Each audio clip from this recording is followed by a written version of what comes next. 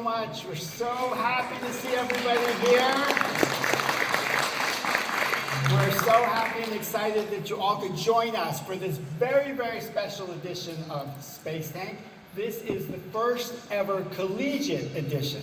We've heard so much about all of our plans and all of our aspirations to go and explore the cosmos. We have all these plans of what we're going to do, but how are we going to do it? Well, we need the next generation of brilliant minds to be able to make that happen. And we've collected just a few of them here today for you all to see and hear and interact with. And we're really just so blessed. So welcome to this special, very special New Worlds Space Tank Collegiate Edition. I'm just so grateful that Rick conceived of this amazing, brilliant opportunity to bring these students in front of you. So welcome to New Worlds. How's it going? It's going fantastic, I'm sure. Yes. It is really such an honor to be here. We have so many people to thank.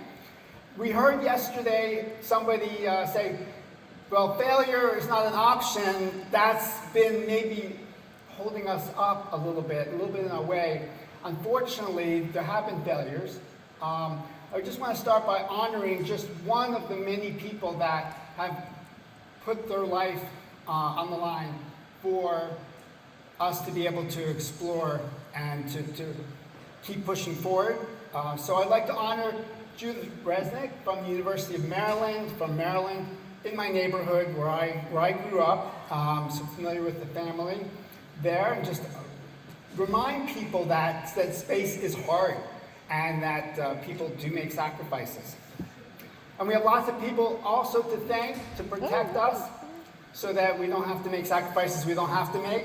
So I would like everybody to give a round of applause if we have any veterans, any active duty, reserve, family members of any active duty members and first responders. If we could just give them a round of applause, please. Thank them for their service. Thank you for everything you do to protect us every single day so that we can be here and do what we do and work together for this country. Thank you so much. And just so many other people to thank. So many amazing partners that we work with every day, from Plug and Play to UNT, New Mexico, so many wonderful organizations. And I really encourage everybody to continue to enjoy working and networking with them after Space Tank and during lunch, and let this be not the end but the beginning of those relationships that we continue putting in the work to be able to foster and make those relationships grow. Thank you so much. Special thank you to the people that protect us and that inspire us. So again, a very special thank you to the amazing Frank White for all of his inspiration, all he does to be able to show us a path and show us why. We're doing the what and the how, he's giving us the why. We really appreciate the inspiration that he provides, and of course, the inspiration as well that Rick provides. Now, we're here celebrating not just these amazing entrepreneurs, but Rick's amazing book. So incredible. Some of these students are younger than some of the words that went in Rick's book. He said, as he told us during the book signing, he's been working on it for quite some time. So this is quite a momentous occasion.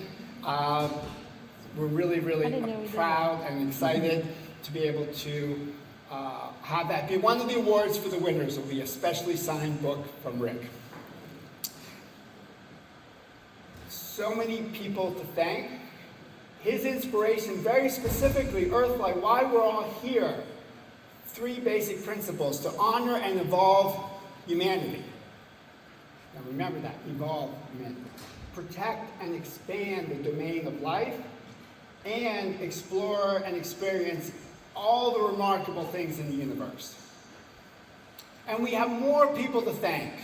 More people. Thank you so much to Zahir and Doug for, again, we had an experimentation. We did a pre-day, day 0 mastermind sessions, workshops where we got rolling up our sleeves with experts. Thank you to Doug and Zahir. Thank you for Hunter for all he did to keep everything on track and bringing an amazing crew from Florida and from all over the country to be able to make this even more amazing than we could possibly imagine. So thank you so much. Most importantly, thank you to the incredible Leah. Just incredible. I don't think that her name really fits her though. Doolittle is probably about the opposite of what I would think her last name should be. But we really could not thank her more for everything she does.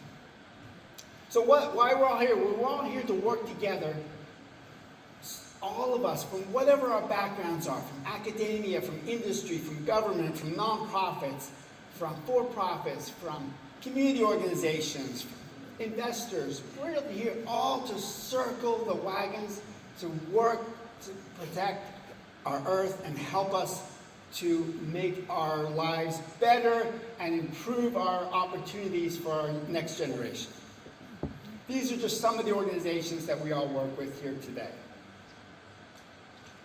And how do we do that? Well, one of the ways we do that to make the world go round is focusing on the framework of the SDGs. And I'm very proud to be working on a number of projects with Frank White and Adriano from SRI to be able, and Rick is a part of that initiative, to be able to say, well, we have 17 incredible SDGs at the UN, but they all need space. Space is a booster to turbocharge all of them.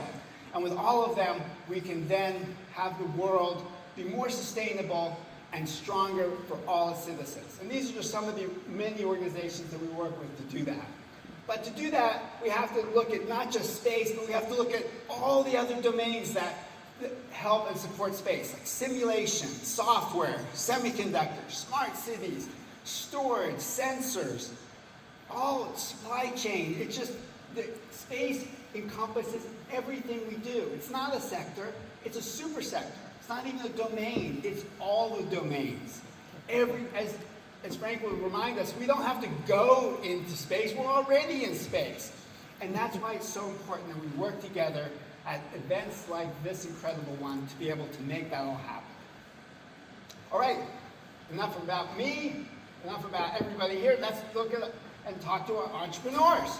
So these are some of the criteria that we use to be able to say who even gets to be able to be on stage here. We had so many people apply, wanting this opportunity to be in front of all of you amazing people, to be able to network here.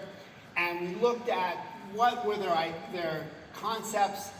We didn't want ideas, we wanted solutions. There's enough challenges we have. We don't have to make them up. We just want solutions to challenges that we have. So criteria include compliance, costs, collaboration, creation, creativity, culture, and being good stewards, citizenship. All of these are some of the many criteria that went into selecting who gets to be on stage. But who's going to apply those criteria? Our amazing judges, of course. So let's meet our judges. So the first judge is your classic judge, of course, a venture capitalist, but more than that, he likes to dig deep into the technical aspects of the companies. And deep pockets, deep tech, deep checks. Everybody, please welcome space investor John Forbes.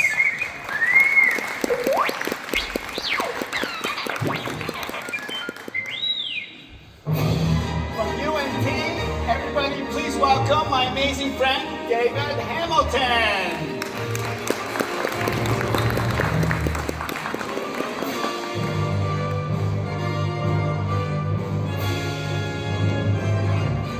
Public-private partnerships are so critical to be able to achieve what we want, to be able to support the Space Force, a new organization of the armed forces. They also create a new organization within our community to be able to support them. So from SFA, everybody please welcome Space Advocate Nikki.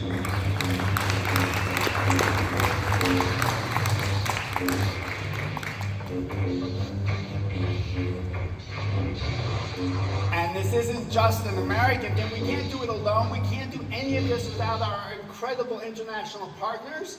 Just one of the many, but probably one of the most amazing. If you ask her, everybody please welcome our space connector, Masa.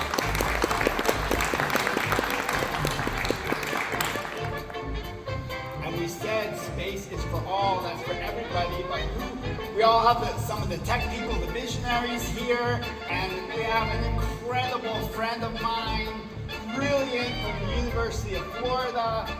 Please everybody welcome the creator of BitBasil, the unbelievable space artist, Scarlett.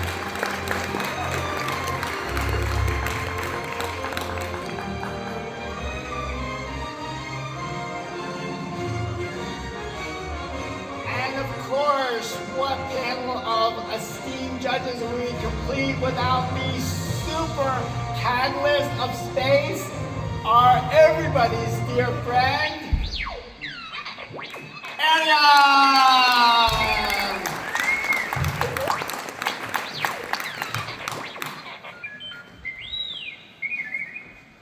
All right, welcome. Isn't that unbelievable? Unbelievable. So thank you very much for being here. Now we'll get right to the entrepreneurs that you came to see.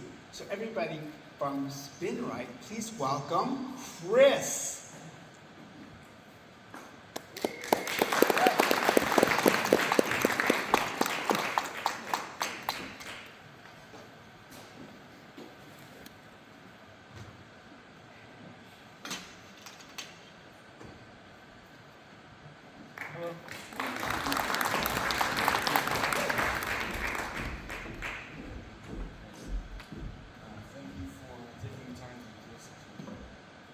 Thank you for taking the time to listen to my presentation. My name is Chris, and this is my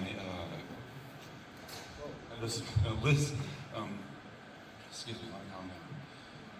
So, this experience started with a head injury when I was much younger that made me aware of the connection between thought and structure that could be affected by the impacts from my motorcycle accident that left me with aphasia, amnesia, and brain fog, which made me sensitive to things that counteracted it. And that's what led me to where I am today. But the reason why I'm here is that gravity is our mind's architect. It has evolved into us throughout all history, through every skill that we've learned. Gravity has defined us as a species as it creates the structure that we navigate our environment with. And without it, I fear that we face dire consequences. The crisis is that without gravity, we lose the primary driver of our brain-space metabolism.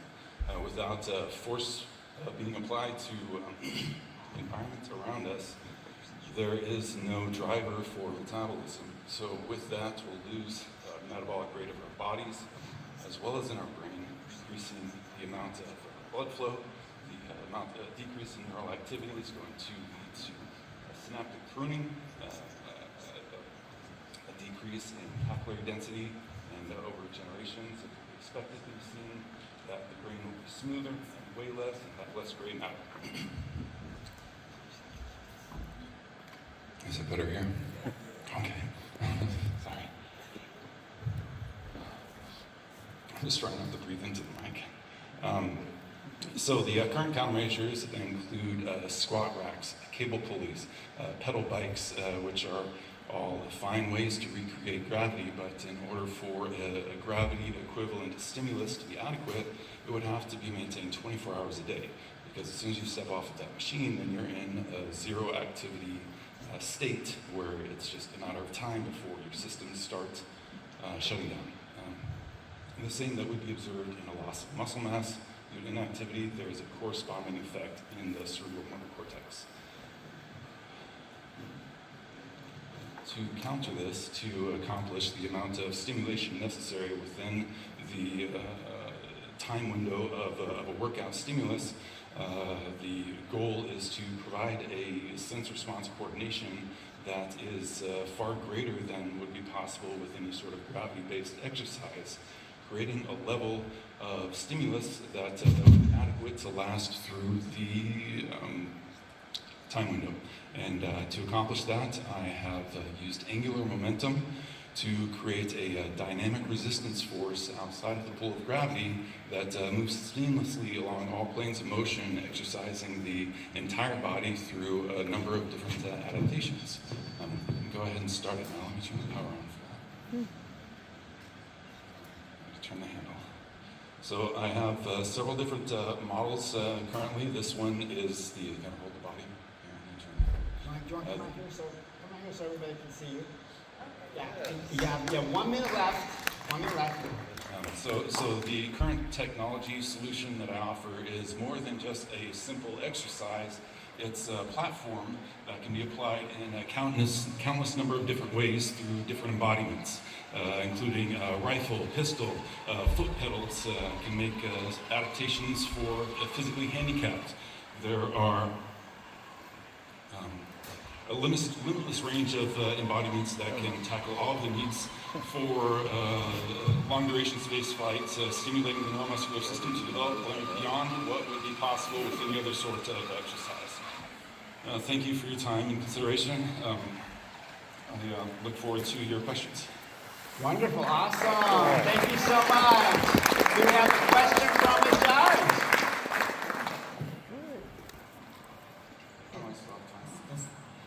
Is there an age restriction on your product? No, it's a variable force, so it's within each device there's a range of power output, but then I can also change the weight, the drive ratio, the sizes, and have a limitless range there. So small children, senior citizens, handicapped, anybody can use it because it's a universal force with unlimited power. Awesome. I think we have time for one more quick question from a judge. Where do you see this being the greatest way to apply it? In outer space to prevent the evolutionary decline of our species, because I believe that intelligence itself is what will be sacrificed with the loss of gravity. As they lose the metabolic stimulus of their brain, it's going to no longer have need and will be the great filter that will prevent our species from exploring the universe. So the mind-body connection, so you're saying by having the physical stimulus, it actually has the neurological stimulus, is what you're saying? Yes. The sense of proprioception works through metabolism. Excellent. Wonderful. All right. Thank you so much, Chris.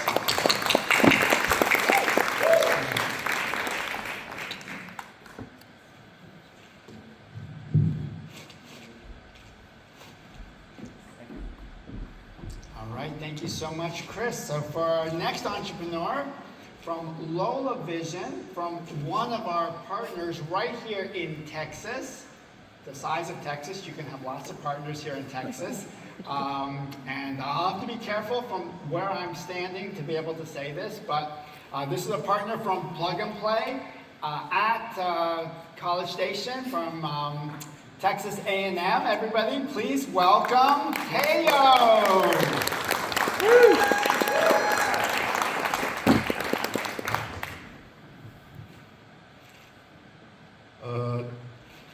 Just want to say, been here since 8 a.m. I might be the only black person in the room. Yeah, let me just look. Oh, move, there she goes. All right, great. Let's get it going. All right.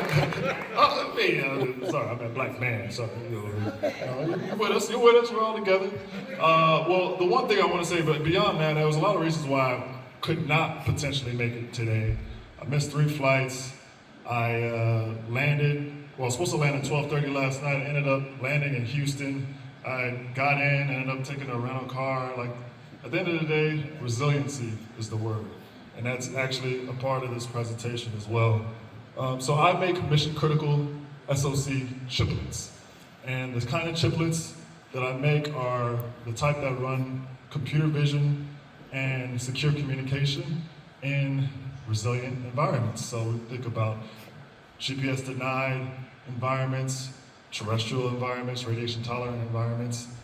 And beyond that, I have a background in semiconductors. I've been in it for 14 years. My background started from Purdue University, went on to sell chips at places like on semiconductor and microchip. And now I've built a team around building silicon for not only drones, but cars and the defense industry entirely. This market is a huge market, 500 billion plus. I've sold over $200 million worth of chips before in the industry, and it's growing at an impressive rate. Now, why is this important now? Why is it important in space? Because all of the intelligence that needs to run doesn't all need to run from a data center. We need edge intelligence. And what does that mean? All of the edge devices need to be refreshed, meaning they need new chips, new applications, and there are not enough options simply out there available on the market. And with the geopolitical position that we're in, we have to continue to increase the applications and options. And so what we have is an internal configuration platform. I take a monolithic chip and I break it down into chiplets, which are like Lego blocks. And after I'm able to have the silicon, when I need to build a chip for a new application, I can reassemble these Lego blocks to fit the end application that's in mind. So I define, configure, and I can deploy in 6 to 9 months as opposed to 2 to 3 years. That's a very big differentiation for us. But beyond that, we are using neural processing units as opposed to GPUs. Why is that important? We cut the power consumption down by 30 to 70% depending on the use case and the AI models that are run. And these are the type of chips that'll work in electromagnetic warfare. I have a CRADA, which is a collaborative research and development agreement with the Naval Surface Warfare Center. And this CRADA will allow us to demonstrate these chips in ground vehicles and drones by next summer with companies like RTX, BAE Systems, Mach Industries. We have partnerships already in line with them. So I already mentioned how we're at the edge and not at the data center. And our business model is to actually sell the SoC chips themselves, but we also can license the chiplets to other companies that will be able to make their own chips as well. We talked about the traction. We have over 150 million in potential revenue, and I appreciate the time. Thank you very much. All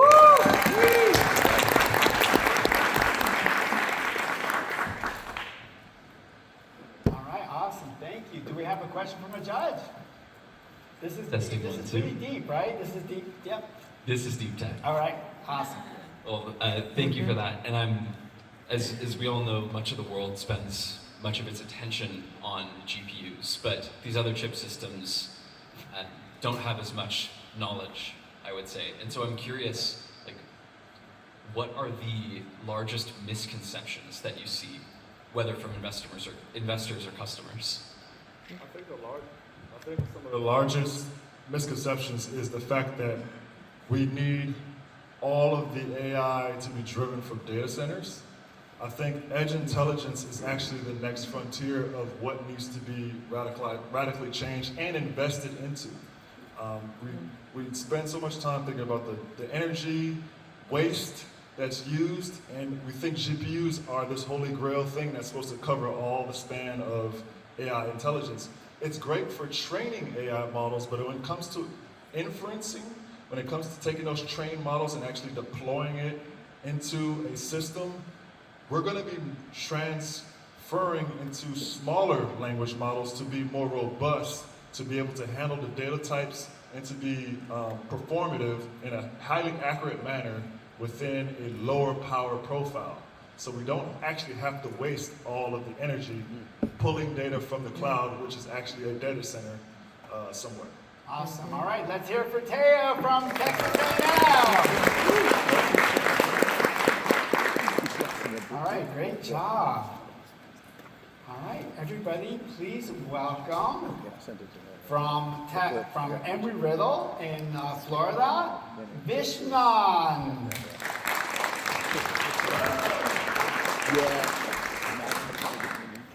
Good afternoon, everybody.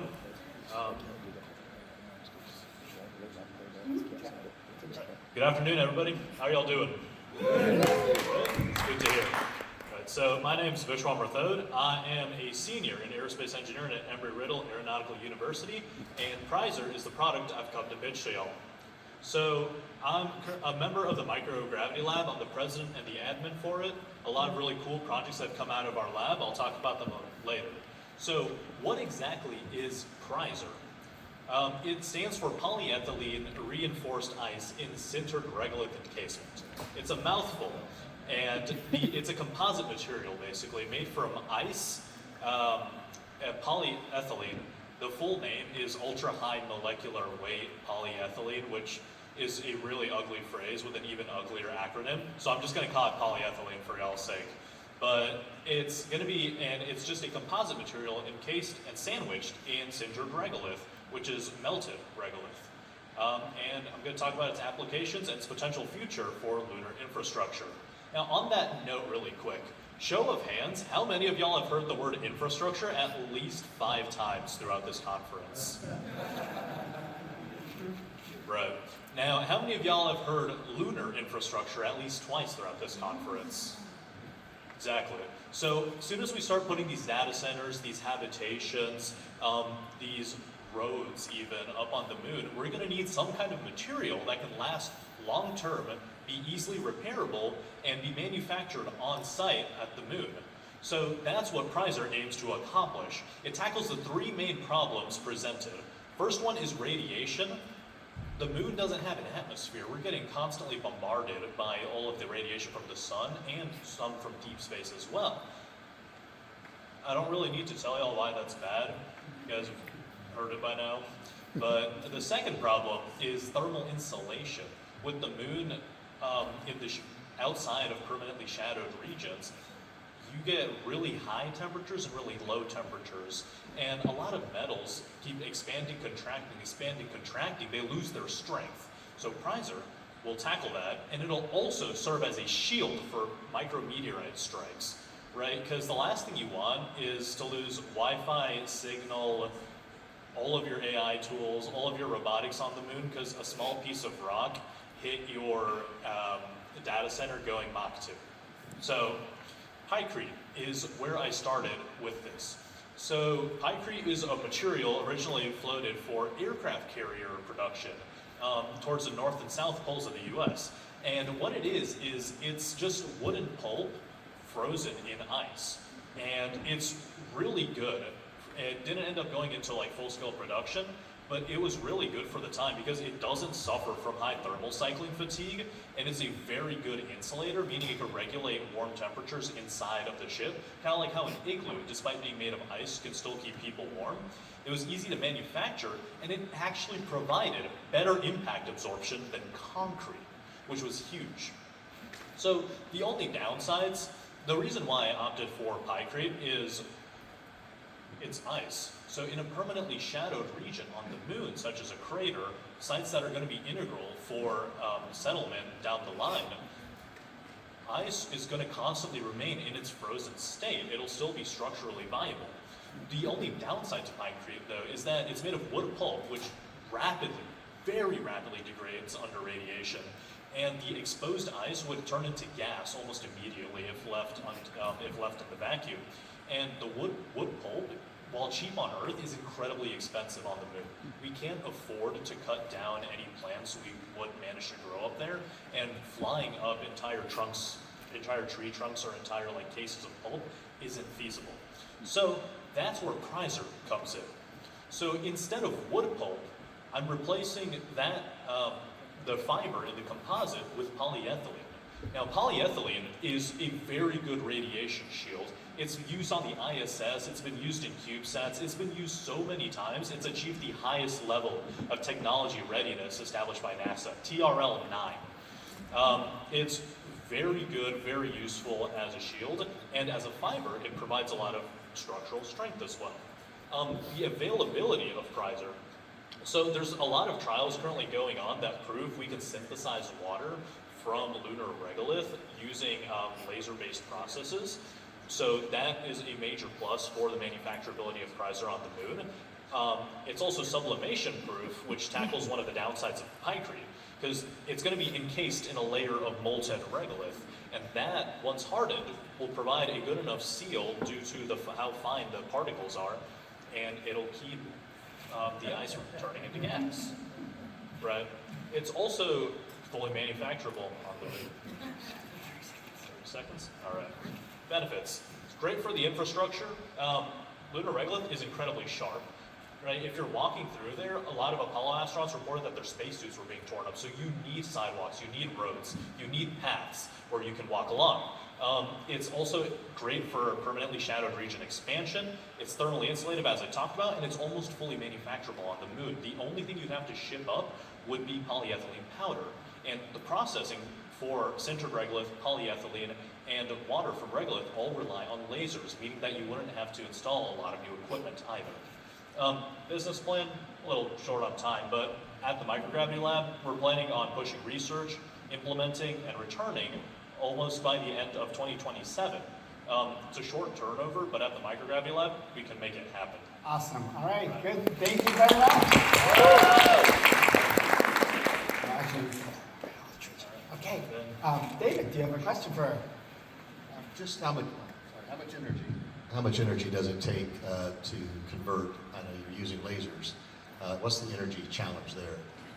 So the lasers do require a large amount of energy. However, it is because of their applicability through almost all manufacturing processes, it's definitely worth the investment of solar panels and large power storage capabilities to power one on the moon.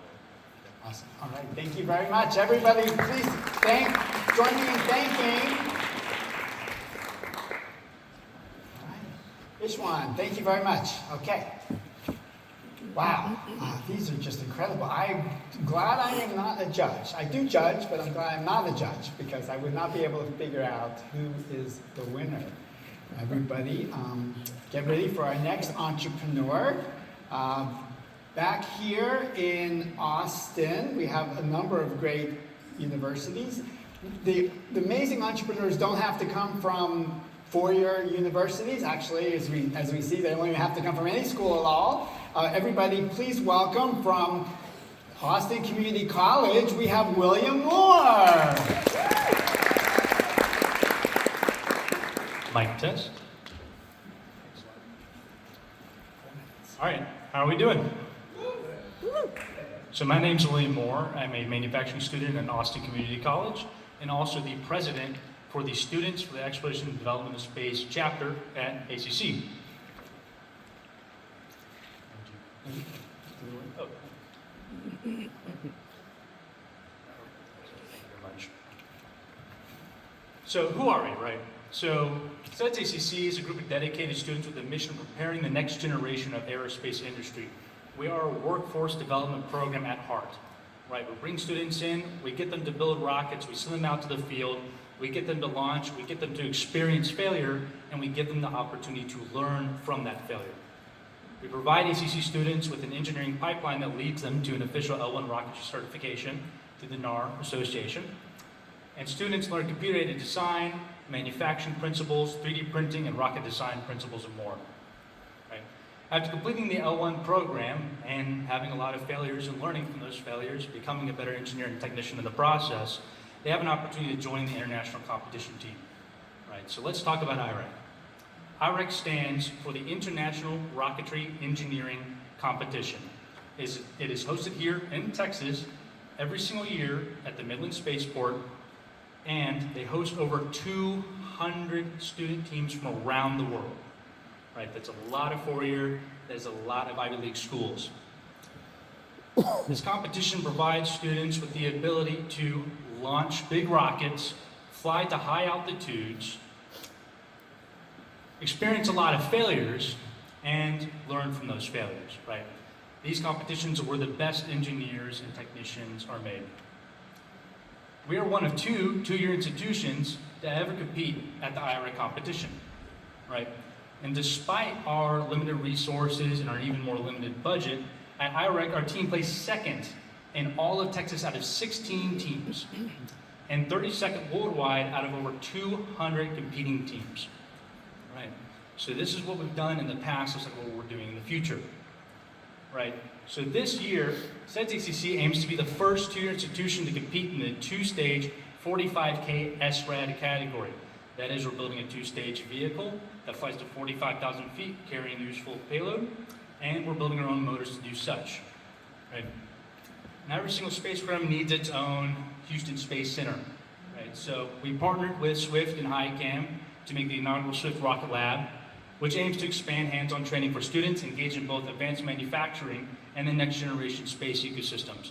This is where we'll make our own solid propellants, we will burst test tanks, we will build hybrid motors, we'll do structures testing on carbon fiber tubes that we make our own selves, and this is where engineers and technicians will learn. Right? So we know good engineers and good technicians can build good rockets. How do we make those good engineers and good technicians? Right? This is where I want to ask y'all for help. Right? We need involvement from the industry through partnerships, through tours, through sponsorships, in order to understand how to best build engineers and technicians that can solve your problems. Right? We need to make problem solvers that are ready for your challenges. If you're also interested in helping us make a rocket look like a NASCAR with all of your stickers on our rocket, please do contact us at sedsacc@gmail.com. With our limited budget and our resources, the individual donation does go a very, very far way. So if you're inclined to do so, please donate via the QR code. Right? By supporting us, you're not only investing in the future of aerospace manufacturing talent, but also a successful international competition team and the future workforce that will be building rockets that are not named, but that have serial numbers in the thousands. So thank you for your time. And if you're interested in working with us, please do come talk to me after the panel. Woo!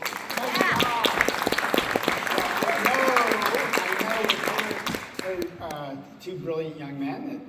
This is area is very near and dear to our heart. Ariana, do you have a question for I mean, there's really nothing you can pick apart about that, right? Like another round of applause because we need more of this. Yeah. What are you doing? I would say, the thing that I would say is, what have you guys been doing to connect with those industry partners up until this point, number one? And then how are you connecting outside of Texas with other schools or programs to collaborate? Absolutely. So, first and foremost, we've come here, right? So we've come here to connect with y'all. We've also done outreach in terms of networking events and sending emails, but you guys know how hard that might be to send cold emails, right? So we've had limited success with that, and it is hard to reach out to industry from a two-year university position. That pedestal is not very high to step off from.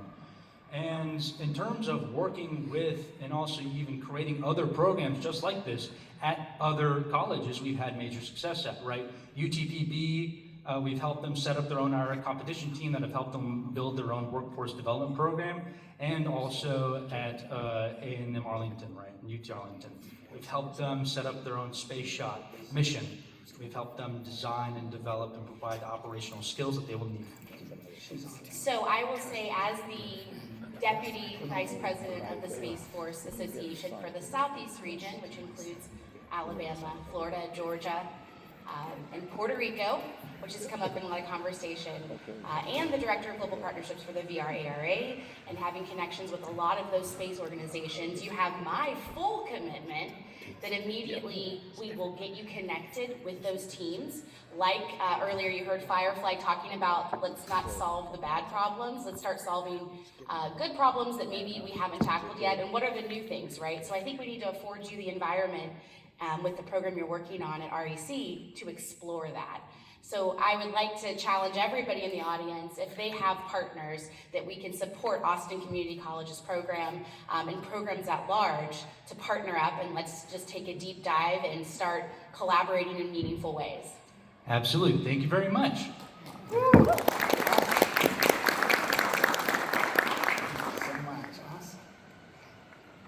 Awesome. Awesome. Is that where Austin got its name? Awesome Austin? Well, Austin. Austin. Yeah, Community college, what? All right. Thank you very much, Will. So for last but definitely not least, because these were all in random order, UNT does not only produce amazing, brilliant, incredible partners and judges, they also produce brilliant students as well. And please welcome our next entrepreneur from UNT, Willow Knight.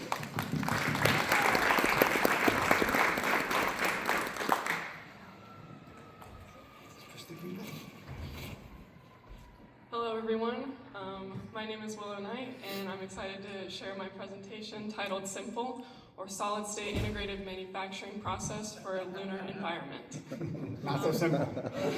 I worked on this project with a group of students from the University of North Texas in collaboration with our industry partner, Enabled Engineering, for the NASA Big Idea project.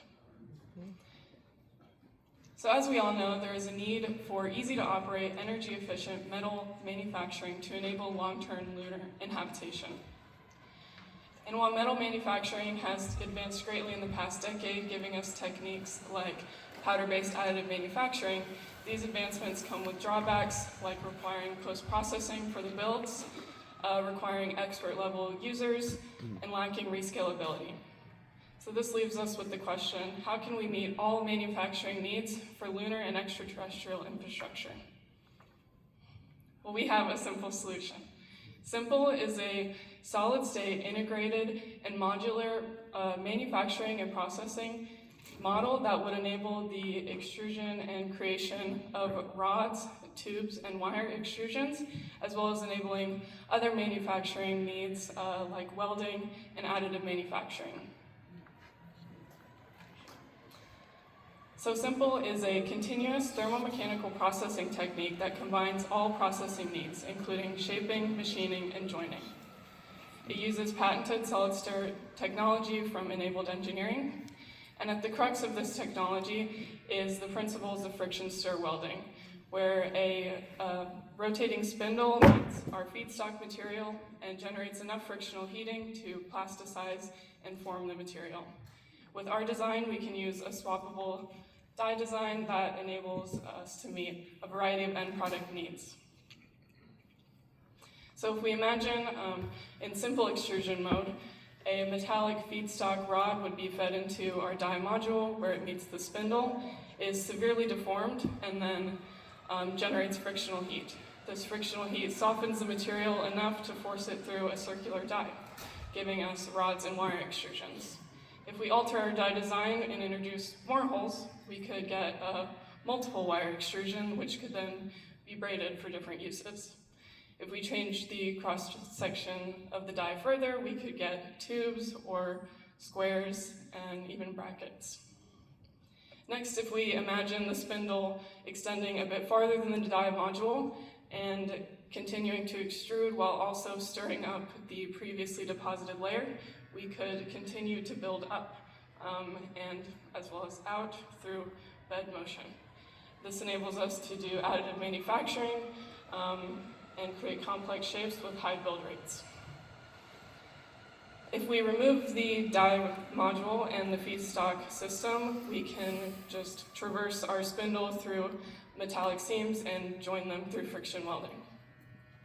Through all these processes that use feedstock material, our metal can be any form. It can even be recycled materials, and we can add metal reinforcement or ceramic reinforcement to create composites through all of these processes. So in short, Simple enables lunar inhabitation. It combines all of our manufacturing needs in one simple and modular design. So whether we need rods and tubes for things like rovers or cranes, we can meet that need. Or if we wanted to 3D print storage silos, we could do that with our additive manufacturing technique, as well as component welding and creating wires and cables for transmission or suspension. So basically, we got it all. And I'd like to acknowledge my team here at UNT, as well as our industry partner, Enabled Engineering, and our sponsors at NASA and the Texas Space Consortium.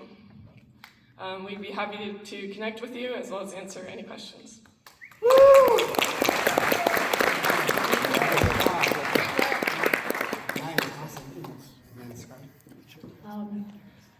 Impressive project. I hope it gets into the business. My question is the simple pressurized and temperature stabilized, or is it going to work on the lunar situation? I mean, my concern is how can you prevent cold welding? I guess mainly through the spindle rotation, we're always generating enough heat to soften the material and force it out of the die. So, and if there's residual material in there, you can just feed more material in and clean it out through different rounds. Does that answer your question? It doesn't have to be in a contained box or environment, right? Oh, no. Pressurized. No. Yeah, it's all just forcing with a feed force into the spindle, and then the spiral grooves force the material down. And so it doesn't need gravity or any kind of pressurized environment. Awesome. Scott, do you have a question? Oh, yes. Okay. Who do we need to connect you with? What's the next step? You need money? You need contracts? Who do you need to talk to next? So I'm doing my PhD right now, so if you have a research project or funding for that, that would be awesome. Or at Enabled Engineering, they're working with a lot of different companies to meet whatever needs they would be able to get through our process, because it's applicable beyond the lunar environment, obviously. Awesome. All right. Sorry, Thank do you you think so I can? We're gonna host the Lunar and Mars event in DC in the Embassy of Italy, and it's gonna be mainly about the production and the lunar surface. Maybe you can come over and connect with other Italian companies. All right. Thank you so much. Great. Thank you so much. All right. Wow. That was amazing. Thank you so much, Willow, for a great presentation. Thank you to all our astropreneurs. Now we'll turn it over to you. We're going to have our judges have an opportunity to caucus, and we're also going to give you the opportunity to say who is the winner of this competition. Well, we know who the winner is.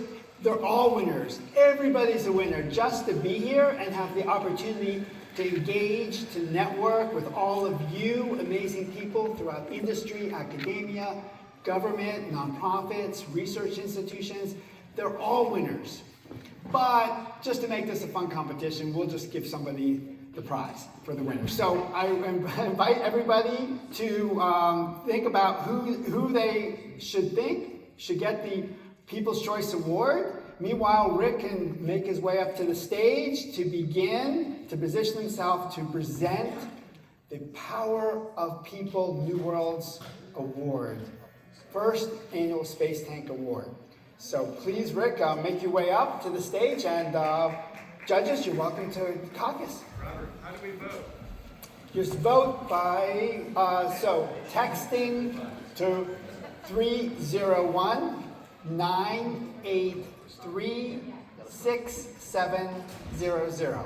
Again, that's 301-983-6700, the corresponding number.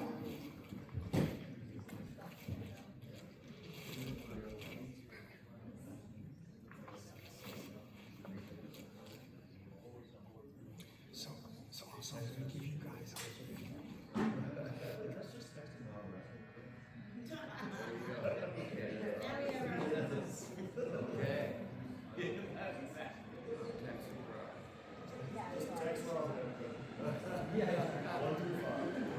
Yes,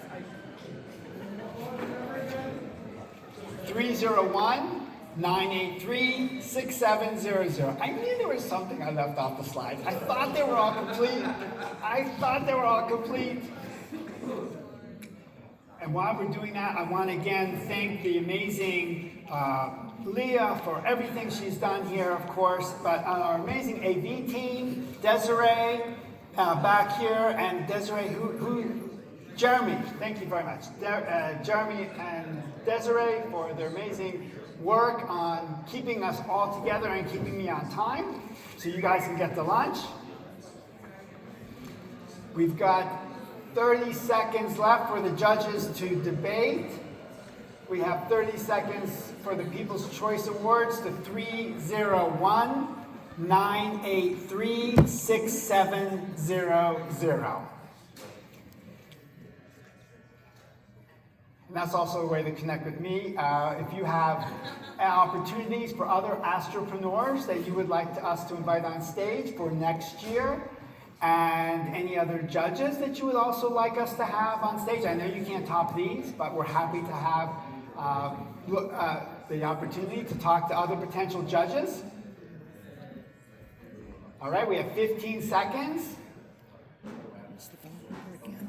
Did you get it? We have 10 seconds. Again, thank you so much, everybody. I really, really appreciate all of you being here. 983. Rick, you can make your way up here. If anybody sees Rick in the wild, they can wrangle him for me and bring him on up.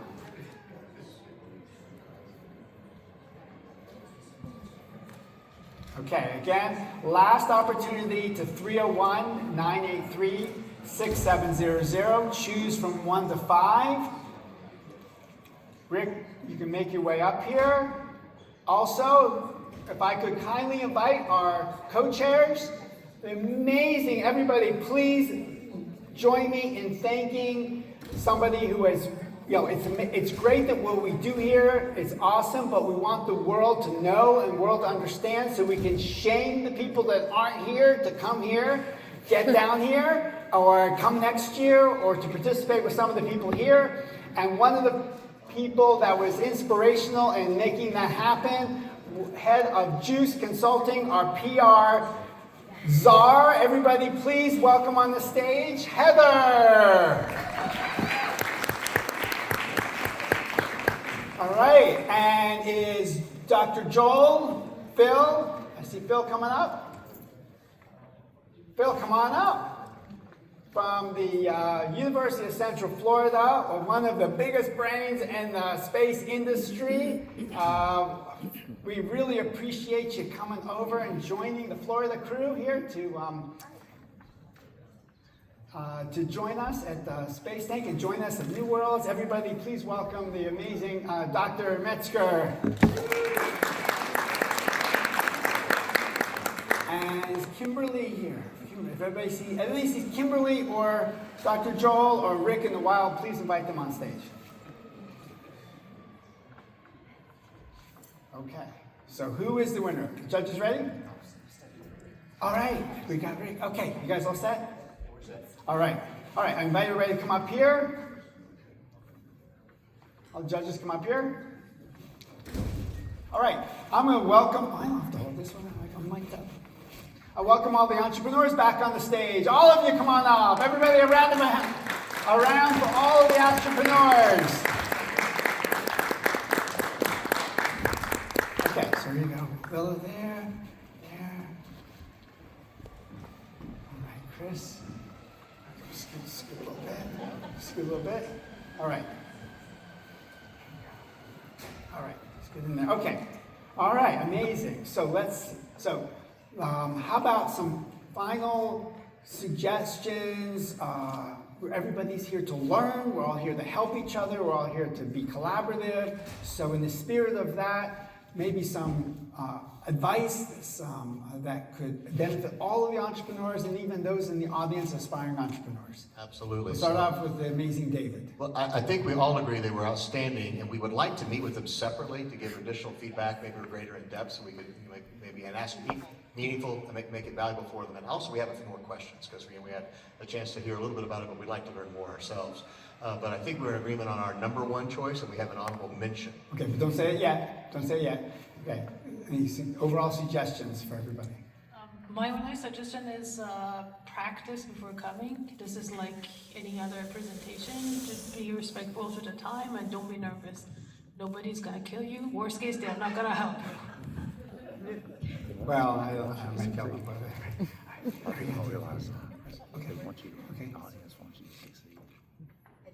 You think you're good? Okay. All right, so now I'm going to give the judges an opportunity for a 60-second commercial about what their institution's working on, what projects they're working on, 60 seconds, to be able to tell everybody so they know in the limited time we have left in this conference who they're going to come up to during lunch. So, John. All right. Well, thank you for having us. This was an incredible time. I'll keep mine very brief. I'm John with a deep tech fund called Julian Capital that invests in pre-seed and seed stage startups. And I run this website called DeepChecks, which is the world's largest deep tech funding platform. So we make it free for investors to connect with thesis fit founders. And deep tech is my jam, and I'm very happy to be here. We're very happy to have you. Thank you so much, John. Woo! UNT, David. So I run the National Security Economic Strategy Center at the University of North Texas, and I have a speaker series that I've partnered with Robert and others on. And our job is to not have a mission. Ours is to support your mission. So I'd like to help you connect with the right companies that you can make the right investments in. I'd like to help those companies connect with investors. I'd like to connect the defense contractors, the space companies, etc. So we host events, and we try to be a connector, convening authority, and bring people together so good things can happen. Awesome, and they indeed do. Speaking of good things, If you don't know me, I'm Arian Vicky. Some of you have met me. I'm from the Florida delegation. We have a big presence here at this event. Thank you. And just to give you some heads up, we actually have a presence from some of our universities. So UCF has got quite a few individuals here. A big shout out to UCF. You know, just go Knights. We have incredible things happening in Florida, but we support a $7 billion simulation industry just in Central Florida with the National Center for Simulation, which is actually the Center for Simulation for the world. And that supports the modeling, simulation, and training community, Team Orlando, and space, and all of the things.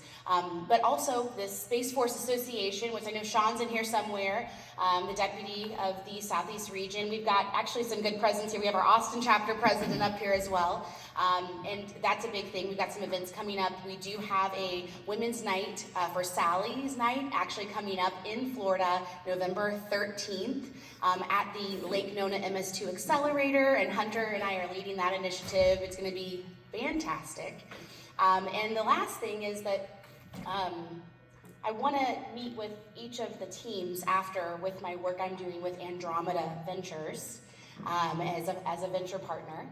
So give you some feedback, let's talk about it, and connect some of the partnerships for you as well with what you're working on at RAC.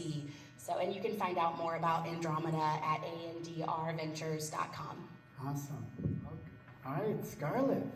Hi, everybody. My name is Scarlett Rana. I'm the co-founder of BitBasel. We're bringing art to space and bringing more awareness. I'm also part of the University of Florida, the Digital World Institute, where we had the conversion points of XR, AI, and blockchain. We helped create the Blockchain Research Lab, and basically to help fund a lot of these amazing initiatives. And also, we're basically bringing creators. We strongly believe that artists are becoming evangelists to adoption of this emerging technology and how to get artists more interested in the space tech industry. Awesome, thank you so much. Awesome. Hi, I'm Masa Svandabadi. I work for Italian government. We're like Chamber of Commerce under the consulate. Our office is in Houston. We support Italian small to medium-sized aerospace companies. We have 5 offices in the US, and other offices take care of other industries. We are vertical. And if any of you want to be in touch with any Italian companies, please feel free to contact me. And I help them, I'm their business development specialist. I help them to enter US market. We host different events throughout the year. Our closest one is gonna be December 4th, Washington, DC at the Embassy of Italy. We're gonna host Lunar and Mars Summit. We're gonna have similar events. Italian companies are gonna come over and pitch their ideas, and hopefully to see you there. Maybe you can find an investor over there. Awesome, thank you so much. We look forward to that. Wonderful. And from Space Force Association, Nikki. Hello everyone, my name is Nikki Krishnadat and I represent Space Force Austin Association. I am the VP for Space Force Austin, the Austin chapter. Today I wear my hat for Space Force Austin chapter, as I've said. I'm also co-owner of Asset Solutions. Some of the projects you guys presented also impact the industry I'm in, which is semiconductor manufacturing and also space the space ecosystem. I would like to highlight Space Force Association, and the reason why we're here is we're here to support the U.S. Space Force. We're here to bring awareness as to what Space Force is, which is the latest branch of the military. And we are here to also, since we're in the space ecosystem, we need to build that ecosystem. And what does it look like? So Space Force Austin, what we're doing is we are bringing innovators like you guys presented some amazing projects. We are having a big conference in December in Orlando, Florida. And if you guys would like to have the Space Force, how should I say it, advocate, if you'd like to have, I guess, funding and bringing your project to fruition, by all means, show up at our event in Orlando, Florida, between December 10th to the 12th. If you'd like to have some more information regarding it, please reach out to me or Lisa Heron sitting right there. Awesome. Thank you so much. All right. Thank you to all of our judges. Now, the big moment. The big moment. Ready? All right, let's all count down together. And then when we get to 0, then you're going to say who is the winner of the first New Worlds Space Tank Collegiate Edition. You ready? Everybody? 3, 2, 1. Lola! All right! Woo! All right. So if our co-chairs could join me right here, join me up front here, and presenting the book, an especially signed edition of the book, and the first Space Tank New Worlds Collegiate Edition Award.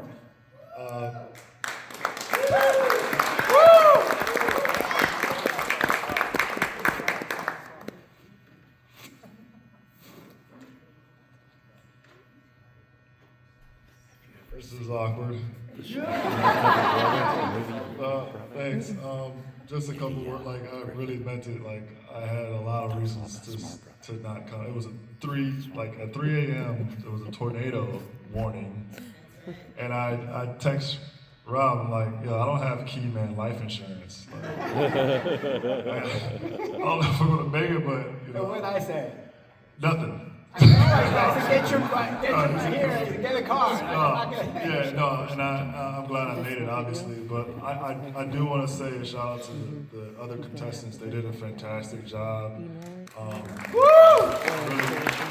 really think they also need all of the support that you can give, because it's about a community. It's about collective, coming together and helping the entire ecosystem get, outer space, and also, we're in America, right? Like, we got to continue to build and grow and become leaders and continue to be the good people that we are, not only for us, but for our kids and for the next generation. So thank you. All right.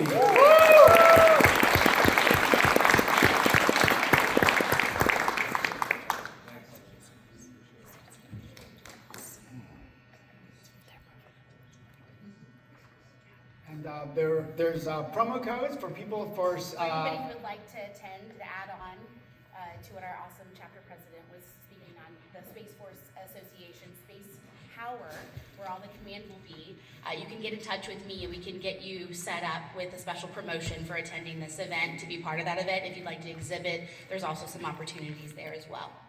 All right. And there will also be a space happy hour during it, by the way. Yes, we will have a space happy hour. It'll be the most fantastic space happy hour. All right.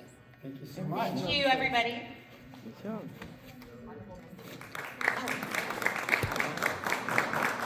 All right, so as you see, by coming together. Oh, yes. Oh, we have an honorable mention. Okay. Honorable mention, David. It's on you. Go ahead, David. Yeah. So, if I believe our honorable mention, we were really impressed with Prism. So Prism, if you come up and say a few words.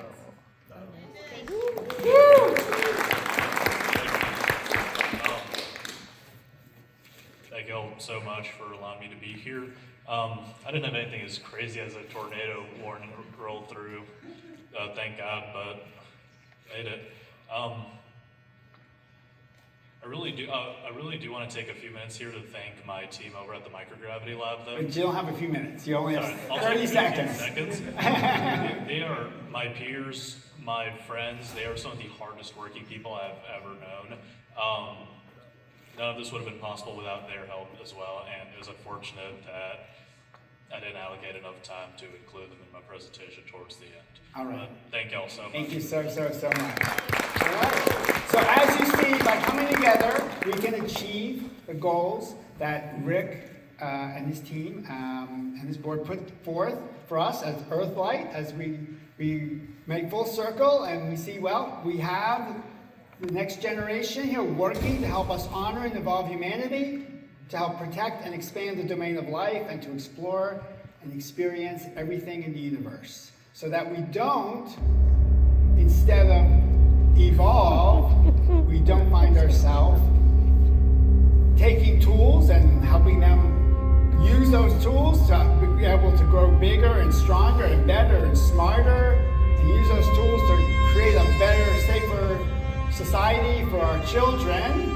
We don't reach a pinnacle where we have those tools that are increasing our cognitive and physical abilities, but instead we don't want to be in a situation where we're using those tools to unfortunately do the opposite and lower our cognitive ability by outsourcing our intelligence to those tools that before we used to increase our intelligence. So yes, Rick said very, very well, his first principle was to evolve, and so I think you can see that that's what we're doing so that we can disrupt de-evolution.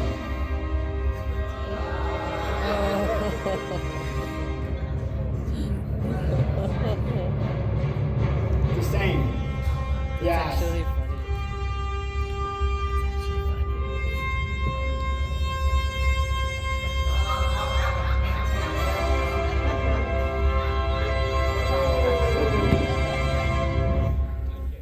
So thank you so much. Everybody remember, as you can plainly see, everybody together, ready? There's a place in space for every phase. All right, thank you very much.